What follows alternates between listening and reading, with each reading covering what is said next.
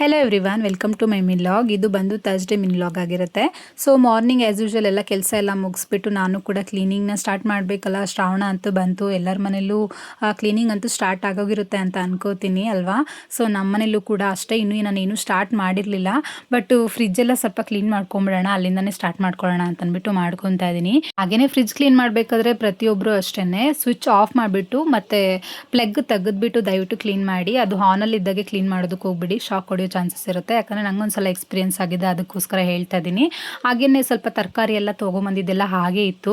So ಹಂಗಾಗಿ clean ಎಲ್ಲ ಮಾಡಿಕೊಂಡು ಸ್ವಲ್ಪ ವೀಕ್ಲಿ ಪ್ರೆಪ್ ಕೂಡ ಮಾಡ್ಕೊಳ್ಳೋಣ ಅಂತ ಮಾಡ್ಕೊತಾ ಇದ್ದೀನಿ. ಸೊ ನನಗೆ ಟೈಮ್ ಸಿಕ್ಕಿದಾಗೆಲ್ಲ ಏನಾಗುತ್ತೆ ಅದನ್ನ ಮಾಡ್ಕೊತಾ ಇರ್ತೀನಿ. ಸೊ ಹಂಗಾಗಿ ನಾನು ಡೀಪ್ ಕ್ಲೀನಿಂಗ್ ಮಾಡಿ ತುಂಬ ದಿನವೇ ಆಗೋಗಿತ್ತು, ಒಂದು 4-5 ಮಂತ್ಸ್ ಆಗೋಗಿತ್ತು ಅನ್ಕೋತೀನಿ. ಬಟ್ಟೆಲಿ ಸುಮ್ಮನೆ ಒರೆಸ್ಕೊತಾ ಇದ್ದೆ ಅಷ್ಟೇ, ಬಟ್ ಡೀಪ್ ಕ್ಲೀನಿಂಗ್ ಮಾಡಿರಲಿಲ್ಲ. ತರಕಾರಿ ತೊಗೊಂಬಂದಿದ್ದೆಲ್ಲ ಹಾಗೆ ಇತ್ತಲ್ವಾ. ಸೊ ಹಂಗಾಗಿ ಅದನ್ನು ಕೂಡ ಉಪ್ಪು ನೀರು ಹಾಕ್ಬಿಟ್ಟು ನೀಟಾಗಿ ವಾಶ್ ಮಾಡಿಬಿಟ್ಟು ತೊಳೆದು ಅದನ್ನು ಕೂಡ ಕಾಟನ್ ಬಟ್ಟೆ ಹಾಕಿ ಅದನ್ನು ಕೂಡ ಹಾರಕ್ಕಿಟ್ಟೆ. ಹಾಗೆಯೇ ನಾನಿಲ್ಲಿ ಶುಂಠಿ ಬೆಳ್ಳುಳ್ಳಿ ಪೇಸ್ಟ್ ಕೂಡ ರೆಡಿ ಮಾಡ್ಕೊತಾ ಇದ್ದೀನಿ, ಹೋಮ್ ಮೇಡು. ಇದಕ್ಕೆ ಸೇಮ್ ಮೆಜರ್ಮೆಂಟಲ್ಲಿ ತೊಗೋಬೇಕಾಗುತ್ತೆ. ಇಲ್ಲಿ ನಾನು ಒಂದೂವರೆ ಕಪ್ ಆಗೋಷ್ಟು ಶುಂಠಿ ಬೆಳ್ಳುಳ್ಳಿ ಸೇಮ್ ತೊಗೊಂಡಿದ್ದೀನಿ. ಇದನ್ನ ಚೆನ್ನಾಗಿ ನುಣ್ಣಗೆ ಒಂದು ಸ್ವಲ್ಪ ನೀರು ಹಾಕ್ತಿರಂಗೆ ರುಬ್ಕೊಂಡು ಇದಕ್ಕೆ 1 ಟೇಬಲ್ ಸ್ಪೂನ್ ಆಗೋಷ್ಟು ಎಣ್ಣೆ ಮತ್ತು ಉಪ್ಪನ್ನ ಸೇರಿಸ್ಕೊಂಡು ನೀಟಾಗಿ ಮಿಕ್ಸ್ ಮಾಡಿಕೊಂಡು ಫ್ರಿಜ್ಜಲ್ಲಿ ಎತ್ತಿಟ್ಕೊಂಡ್ಬಿಟ್ರೆ 6 ಮಂತ್ಸ್ ಹಾಳಾಗಲ್ಲ, ಆರಾಮಾಗಿ ಯೂಸ್ ಮಾಡ್ಕೋಬೋದು.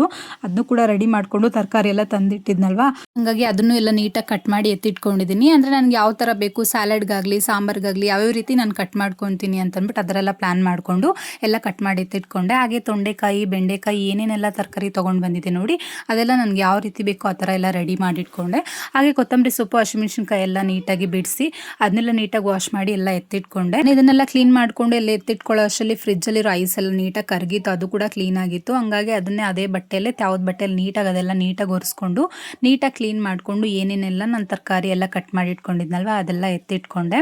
ಈ ಥರ ಮಾಡ್ಕೊಳ್ಳೋದು ರೇರೇ ನಾನು, ಯಾಕಂದರೆ ನನಗೆ ಟೈಮ್ ಸಿಕ್ಕೋದಿಲ್ಲ. ಟೈಮ್ ಸಿಕ್ತಾಗೆಲ್ಲ ಮಾಡ್ಕೋತಾ ಇರ್ತೀನಿ. ಆ ಥರ ಮಾಡ್ಕೊಂಡ್ಬಿಟ್ರೆ ವಾರ ಪೂರ್ತಿ ಟೆನ್ಷನ್ ಇರೋದಿಲ್ಲ. ಯಾಕೆಂದರೆ ಸಾಲಡ್ ಆಗಲಿ ಸಾಂಬಾರ್ಸ್ ಆಗಲಿ ಏನಾದರೂ ಮಾಡ್ತಾ ಇರ್ತೀವಲ್ವ, ಸೊ ಬೇಗ ಕ್ವಿಕ್ಕಾಗಿ ಆಗುತ್ತೆ. ಮತ್ತು ವಾರದ ಮೇಲೆ ಇಡೋದಕ್ಕೆ ಹೋಗ್ಬೇಡಿ. ಈ ಥರ ಎಲ್ಲ ಕಟ್ ಮಾಡ್ಕೊಂಡ್ರೆ ವಾರದ ಮೇಲೆ ಇಡೋದಕ್ಕೆ ಹೋಗ್ಬೇಡಿ, ಅದಕ್ಕೆ ಮುಂಚೆ ಯೂಸ್ ಮಾಡ್ಕೊಂಬಿಡಿ. ಹಾಗೇನೆ ನಾನು ಫ್ರೂಟ್ಸ್ ಎಲ್ಲ ಏನು ಫ್ರಿಜ್ಜಲ್ಲಿ ಇಡಲ್ಲ, ಫ್ರಿಜ್ಜಲ್ಲಿ ಇಟ್ಟು ತಿನ್ನಬಾರ್ದು ಅಂತ ಹೇಳ್ತಾರಲ್ಲ, ಪಾಯ್ಸನ್ ಆಗುತ್ತೆ ಅಂತ ಅಂದ್ಬಿಟ್ಟು ನಾನೇನು ಇಡಲ್ಲ. ಸೊ ನನ್ನ ಫ್ರಿಜ್ಜಲ್ಲಿ, ಮಿನಿ ಫ್ರಿಜ್ಜಲ್ಲಿ ಏನೇನೆಲ್ಲ ಸ್ಟೋರೇಜ್ ಮಾಡ್ಕೊಂಡಿದ್ದೀನಿ, ಯಾವ್ಯಾವ ರೀತಿ ಮಾಡ್ಕೊಂಡಿದ್ದೀನಿ ಅಂತ ನಾನು ಪೂರ್ತಿ ಯೂಟ್ಯೂಬ್ ಚಾನಲ್ ಇರುತ್ತೆ, ಪ್ಲೀಸ್ ಹೋಗಿ ಚೆಕ್ಔಟ್ ಮಾಡಿ.